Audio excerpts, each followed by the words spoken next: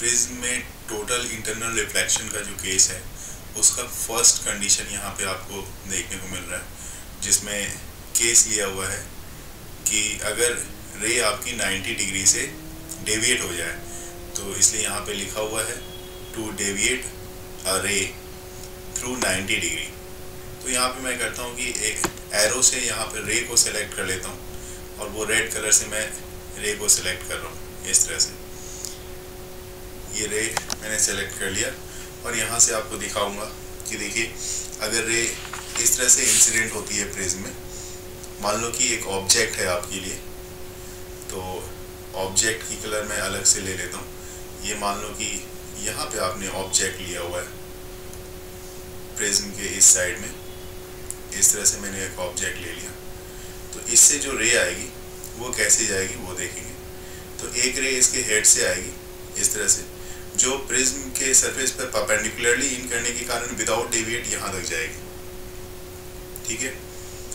और उसके बाद ये सरफेस जो आप देख रहे हो आफ्टर रिफ्लेक्शन इसी सरफेस से यहाँ पे रिफ्लेक्ट होगी, तो ये नीचे की तरफ इस तरह से नीचे की तरफ चली जाएगी रे, ऐसे।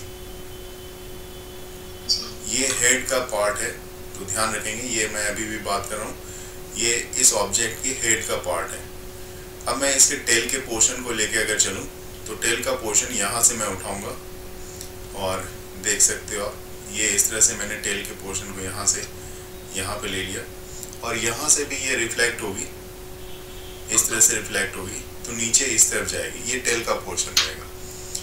तो टेल का पोर्शन हुआ तो इस तरह से यहाँ पे ऑब्जेक्ट और इमेज का, ऑब्जेक्ट की जो इमेज बनेगी आपकी, वो इमेज यहाँ पे कुछ इस तरह से बनेगी। ये देखो आप, ये इमेज यहाँ पे बन रही है,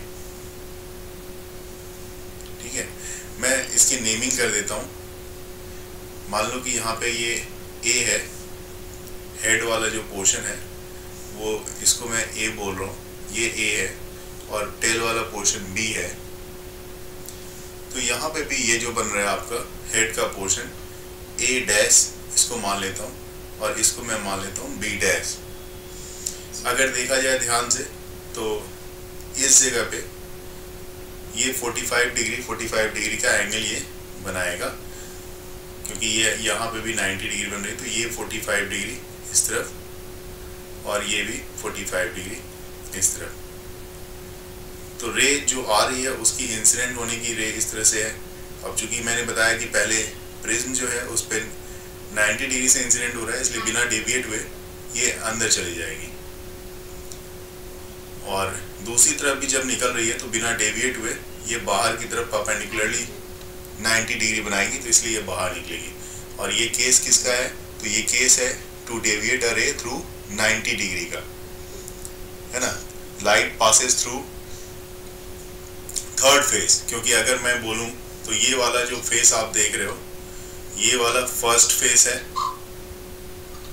ये वाला जिस पे रिफ्लेक्ट हो रहा है ये सेकंड फेस है, और ये वाली जो फाइनली लाइट जिससे बाहर आ रही है ये थर्ड फेस है। तो light incident through the first face, reflected through the second face, and finally comes out without deviation through the third phase. Such a prism are used in periscopes। इस तरह के प्रिज्म का use कहाँ पे करते हो आप, तो पेरिस्कोप में आप यूज करते हो, ठीक है।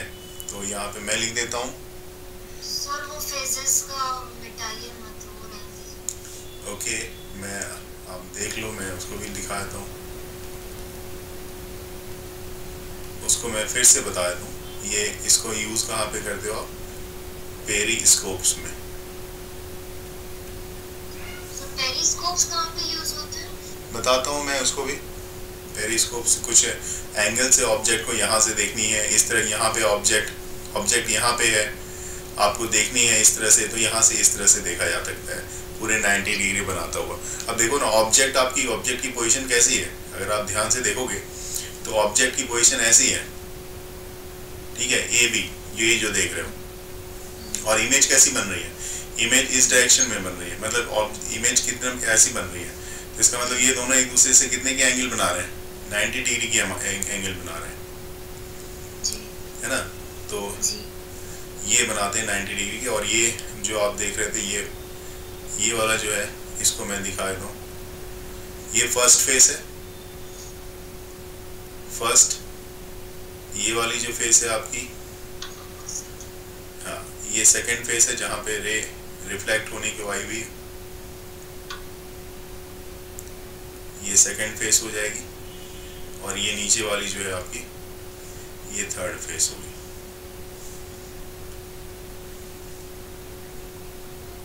जिससे रे बाहर आ रही है।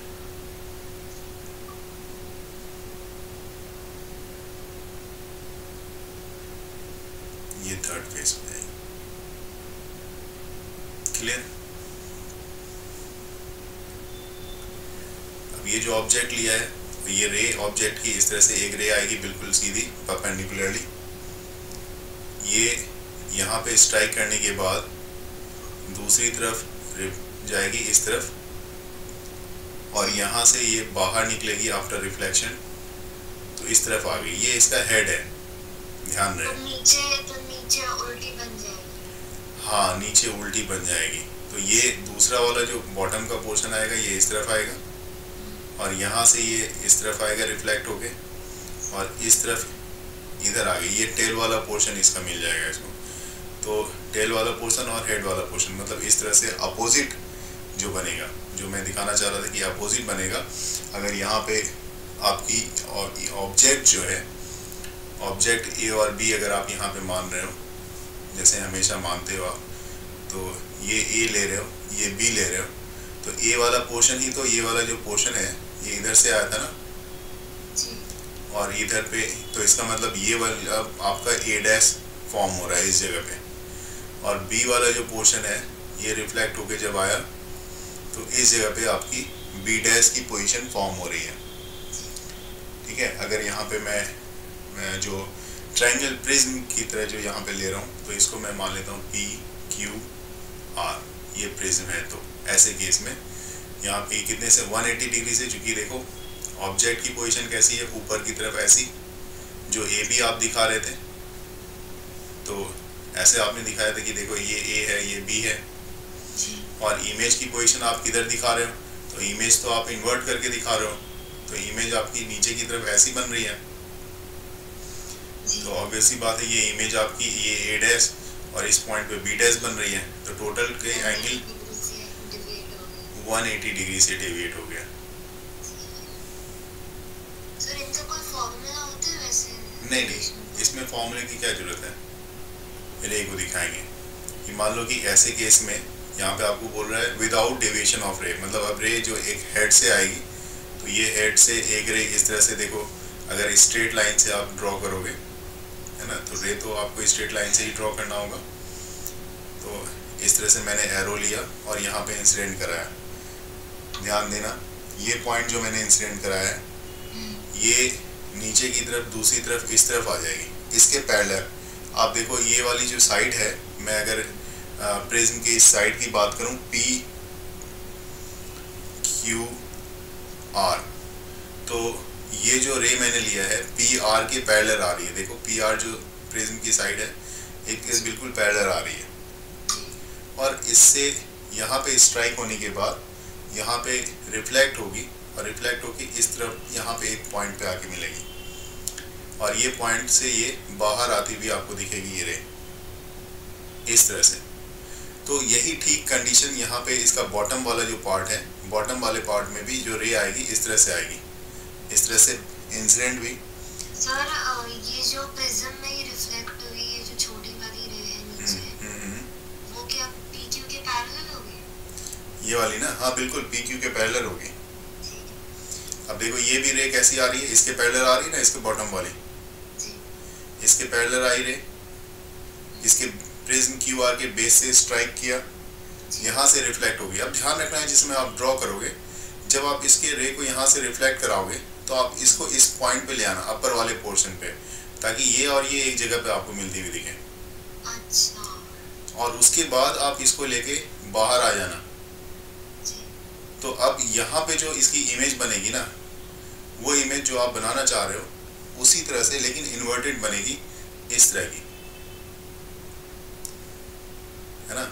तो ये अगर नॉर्मली आप ड्रॉ करने की कोशिश भी करोगे तो वहाँ पे गलती होगी, इसलिए आपको ध्यान रखना है ये वाला जो पॉइंट है, ये वाला एक लाइन में हो, ये वाला और ये वाला कोशिश करनी चाहिए एक लाइन में हो, जिससे कि इधर जो बने सेम साइज की इमेज बन जाए ये, और इन्वर्टेड भी हो जाए। ए डैश बी डैश इस तरह से आपको बना देना है। और ये इस केस में जो एंगल होती है प्रिज्म की, ये वाली एंगल 45 डिग्री, ये वाली भी एंगल 45 डिग्री की होती है। तो ऑब्वियस सी बात है यहाँ पे कितनी एंगल बन रही हो, 90 डिग्री बन रही होगी, है ना।